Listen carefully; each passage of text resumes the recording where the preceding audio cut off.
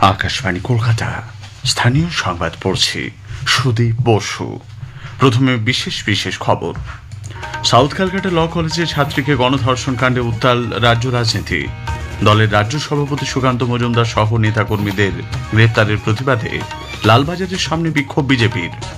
গণধর্ষণ কাণ্ডে তদন্তে 5 সদস্যের সিট গঠন কলকাতা পুলিশের। নির্যাতিতার বয়ান রেকর্ড এবং ঘটনার পুনর্নির্মাণ করে চলছে তদন্ত। রেলমন্ত্রী অশ্বিনী বৈষ্ণব জানিয়েছেন, কেন্দ্রীয় সরকার রাজ্যে রেলপথ উন্নয়নে প্রতিশ্রুতিবদ্ধ। প্রধানমন্ত্রী নরেন্দ্র মোদী আজ আকাশবাণীতে মন কি বাত অনুষ্ঠানে তাঁর চিন্তাভাবনা দেশ বিদেশের মানুষের সঙ্গে ভাগ করে নেবেন। চাকরিতে নিয়োগ বকেয়া দিয়ে মেটানো সহ একাধিক দাবিতে আগামী 28 জুলাই নবান্ন অভিযানের ডাক সংগ্রামী যৌথ মঞ্চের। হাওড়া ওয়ারিয়র্স পুরুষদের বেঙ্গল প্রো টি20 লিগে চ্যাম্পিয়ন হয়েছে। মহিলাদের বিভাগে চ্যাম্পিয়ন কলকাতা টাইটান্স।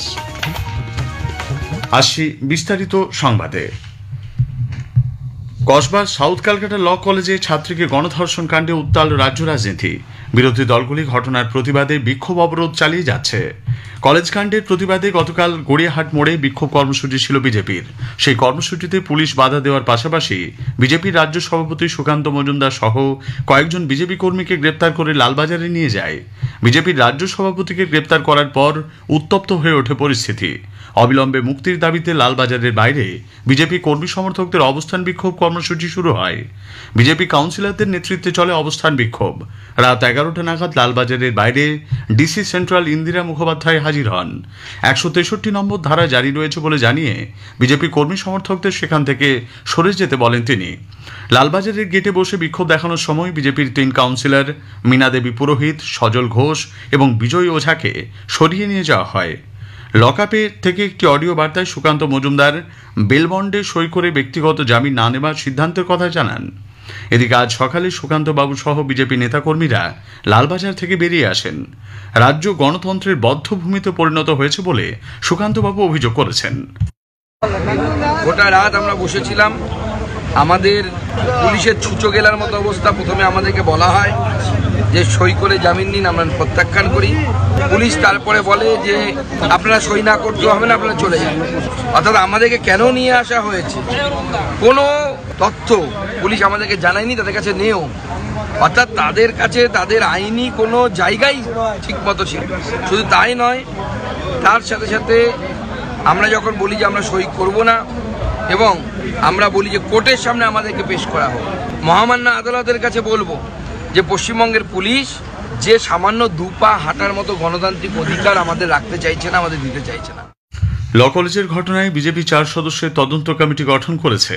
দলের সর্বভারতীয় সভাপতি জগৎ প্রকাশ নাড্ডার নির্দেশে গঠিত কমিটিতে রয়েছেন প্রাক্তন কেন্দ্রীয় মন্ত্রী সতপাল সিং, সাংসদ মীনাক্ষী লেখি, বিপ্লব কুমার দেব এবং মনন কুমার মিশ্র। প্রসঙ্গত, কসবার ওই আইন কলেজে ছাত্রীকে গণধর্ষণের অভিযোগে ধৃতদের তৃণমূল কংগ্রেস যোগ প্রকাশ্যে এসেছে। তা নিয়ে সরব হয়েছে বিজেপি এবং অন্যান্য রাজনৈতিক দলগুলি।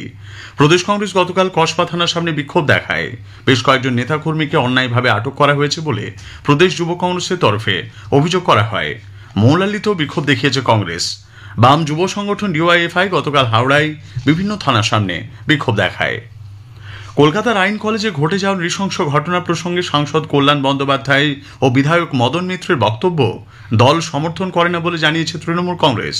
গতকাল দলের তরফে সোশ্যাল মিডিয়ায় বিবৃতি দিয়ে জানানো হয়েছে, কল্যাণবাবু এবং মদনবাবু যে মন্তব্য করেছেন তা তাদের ব্যক্তিগত মতামত। দল তাদের বক্তব্যের সঙ্গে কোনোভাবেই একমত নয় এবং এই মন্তব্যগুলির কড়া নিন্দা করছে। মহিলাদের উপর অপরাধের ক্ষেত্রে দল বরাবরই 0 টলারেন্স নীতি অনুসরণ করেছে বলেও বিবৃতিতে জানানো হয়েছে। গণধর্ষণ কাণ্ডে 5 সদস্যের বিশেষ তদন্ত দল সিট গঠন করে তদন্ত শুরু করেছে কলকাতা পুলিশ। অ্যাসিস্ট্যান্ট কমিশনার দক্ষিণ শহরতলি প্রদীপ কুমার ঘোষালের নেতৃত্বে ওই দল নির্যাতিতার গোপন জবানবন্দি নিয়েছে। পাশাপাশি ওই দিনের ঘটনার পুনর্নির্মাণও করা হয়। পুলিশ সূত্রে খবর, ঘটনার সময়কার সিসিটিভি ফুটেজ সংগ্রহ করে তার নির্যাতিতার বয়ানের সঙ্গে মিলিয়ে দেখা হচ্ছে। এদিকে কসবা কাণ্ডে ধৃত গার্ড পিনাকি বন্দ্যোপাধ্যায়কে 1 জুলাই পর্যন্ত পুলিশ হেফাজতে পাঠিয়েছেন বিচারক। ল কলেজে গণধর্ষণের ঘটনায় নির্যাতিতার স্বাস্থ্য সংক্রান্ত রিপোর্ট 3 দিনের মধ্যে জমা দিতে হবে বলে জানিয়ে জাতীয় মহিলা কমিশন রাজ্য সরকারকে চিঠি পাঠিয়েছে। মুখ্য সচিব মনোজ পান্তকে লেখা ওই চিঠিতে কমিশনের চেয়ারপারসন বিজয়া রাহাতকর ক্ষতিগ্রস্ত পরিবারের সঙ্গে দেখা করতে গেলে মহিলা কমিশনের সদস্যের সঙ্গে পুলিশকে সব রকমের সহযোগিতা করার কথা বলেছেন। রেলমন্ত্রী অশ্বিনী বৈষ্ণব বলেছেন 2009 থেকে 2014 পর্যন্ত রাজ্যে রেলপথের উন্নয়নের জন্য প্রায় 4,380 কোটি টাকা বরাদ্দ হলেও বর্তমান সরকারের আমলে তা বেড়ে প্রায় 14,000 কোটি টাকা হয়েছে।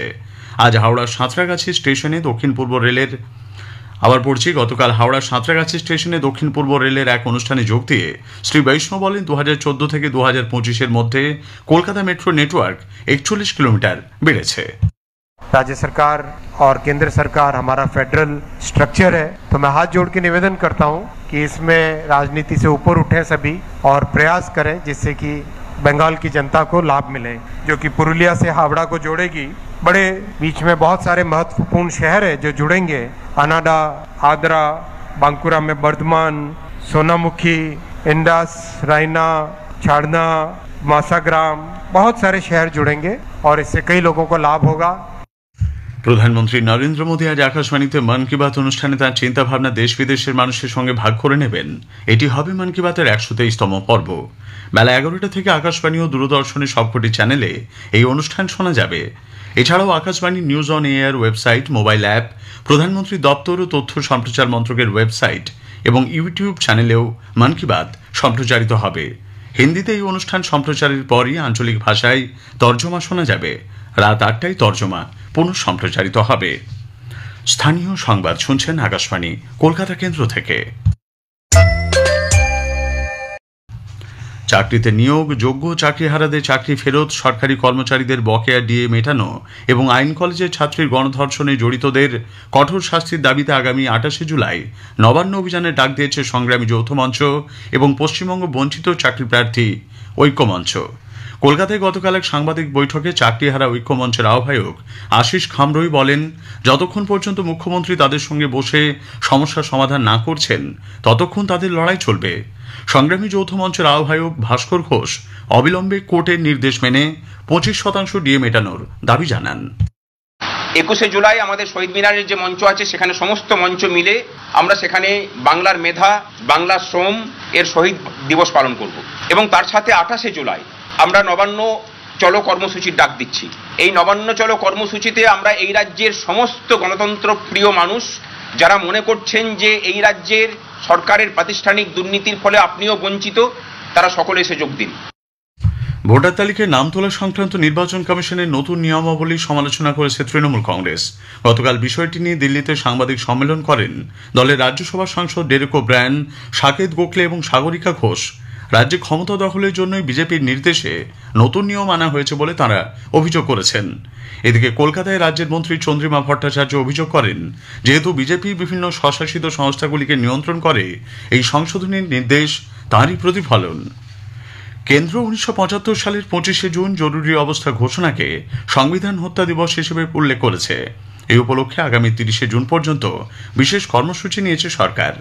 Maulana Abul Kalam Azad institute of Asian স্টাডিজের অধিকর্তা স্বরূপ প্রসাদ ঘোষ জরুরি অবস্থাকে গণতন্ত্রের অন্ধকারাচ্ছন্ন সময় বলে মনে করেন।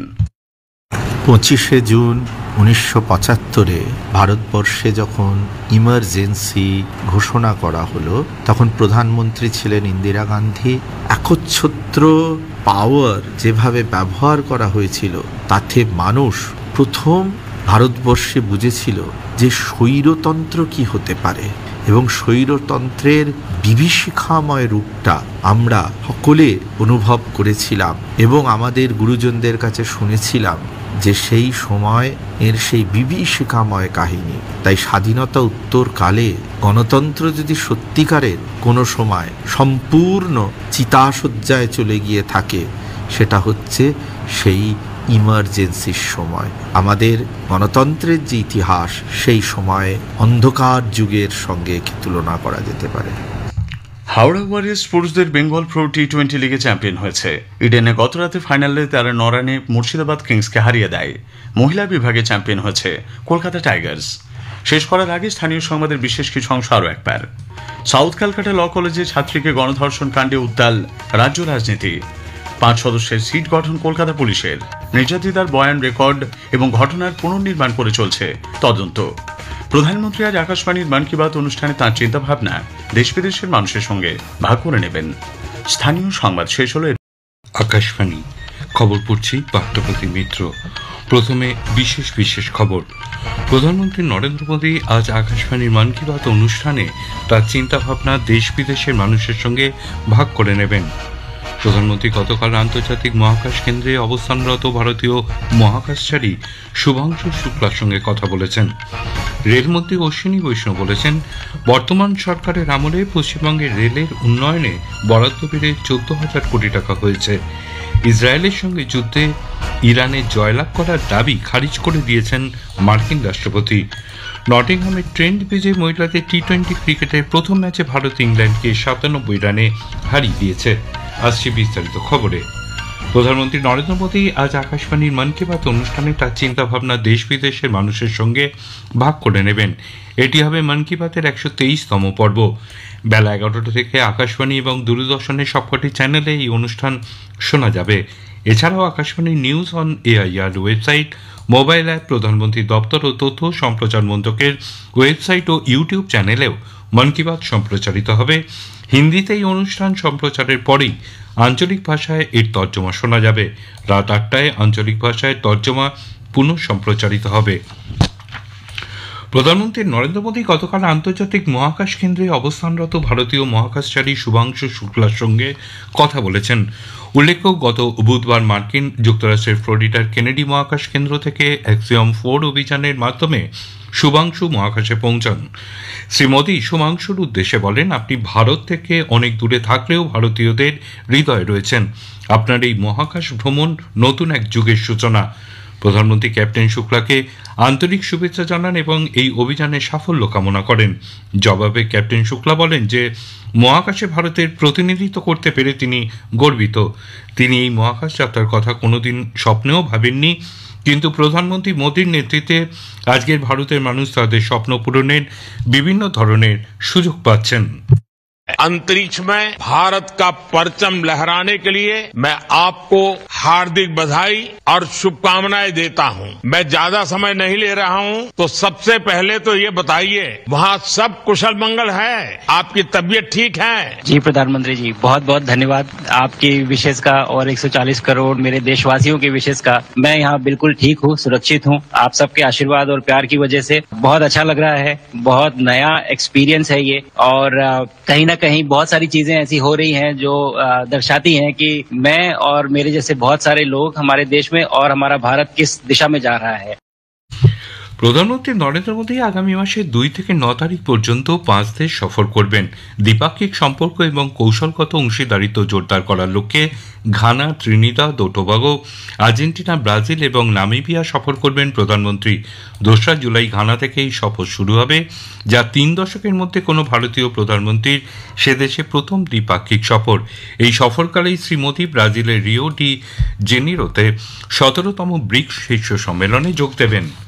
উপরাষ্ট্রপতি জগদীপ ধনখড় বলেছেন, যে কোনো সংবিধানের প্রস্তাবনাই তার আত্মা। ভারত ছাড়া বিশ্বের অন্য কোনো সংবিধানের প্রস্তাবনা পরিবর্তন হয়নি। প্রস্তাবনা পরিবর্তনযোগ্য নয়। প্রস্তাবনা হলো সেই ভিত্তি যার ওপর দাঁড়িয়ে সংবিধান গড়ে উঠেছে। ভারতের সংবিধানের প্রস্তাবনাটি 1976 সালের 42তম সংবিধান সংশোধনীতে পরিবর্তন করা হয়েছিল, যেখানে সমাজতান্ত্রিক, ধর্মনিরপেক্ষ এবং অখণ্ডতা শব্দগুলি যুক্ত করা হয়েছিল।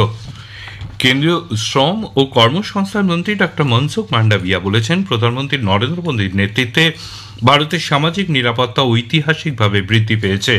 বর্তমানে দেশের 94 কোটি নাগরিক কোনো না কোনো সামাজিক সুরক্ষার কর্মসূচির আওতায় রয়েছেন।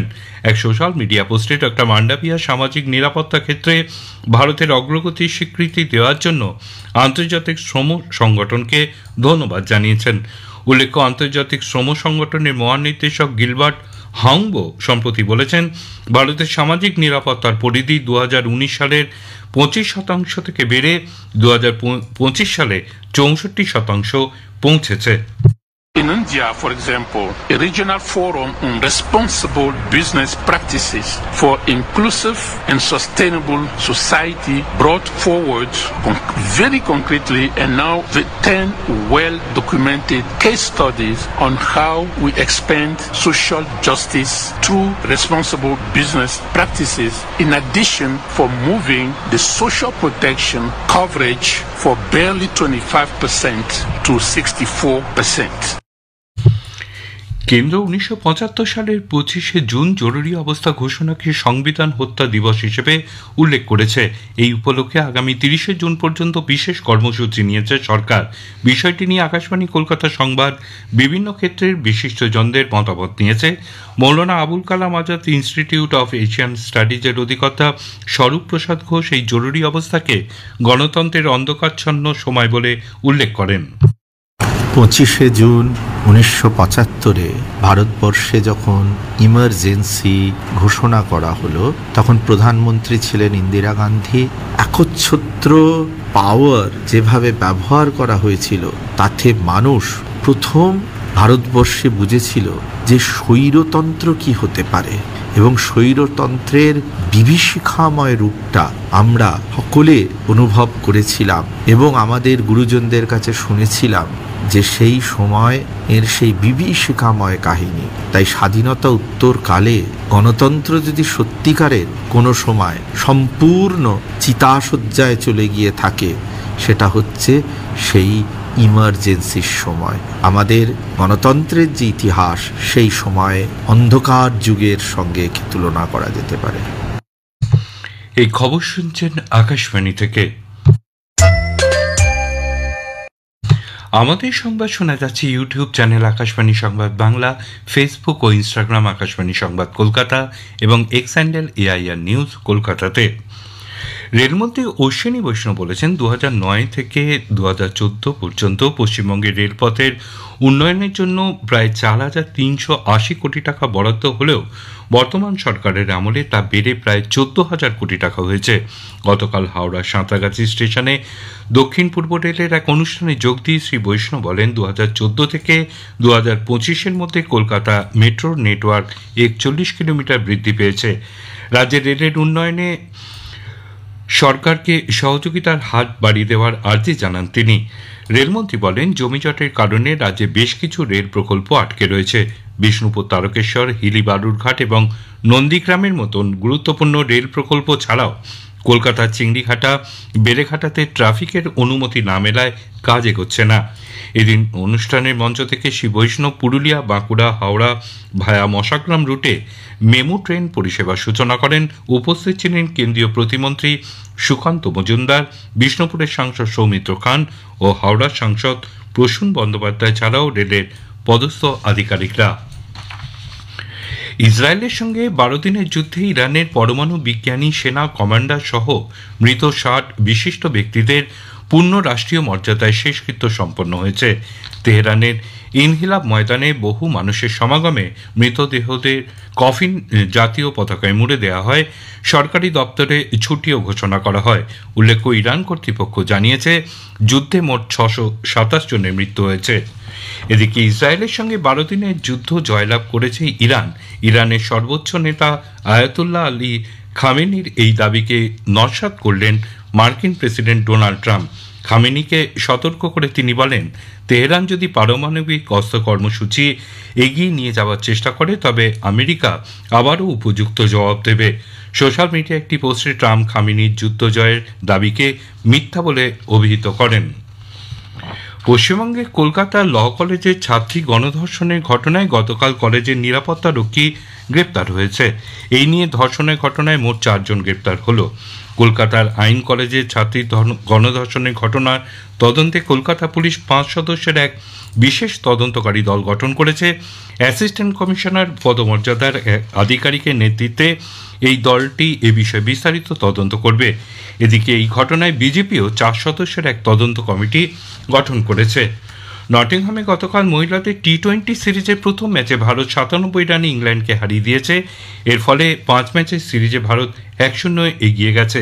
জবাবে প্রথমে ব্যাট করে ভারত 5 উইকেটে করেছিল 210 রান। জবাবে ইংল্যান্ডের ইনিংস 14 ওভার 5 বলে 113 রানে শেষ হয়ে যায়। শেষ করার আগে খবরের বিশেষ অংশ আরেকবার। প্রধানমন্ত্রী নরেন্দ্র মোদী আজ আকাশবাণী মন কি বাত অনুষ্ঠানে তার চিন্তাভাবনা দেশ বিদেশের মানুষের সঙ্গে ভাগ করে নেবেন। প্রধানমন্ত্রী গতকাল আন্তর্জাতিক মহাকাশ কেন্দ্রে অবস্থানরত ভারতীয় মহাকাশচারী শুভাংশু শুক্লার সঙ্গে কথা বলেছেন। খবর এখনকার মতো শেষ হলে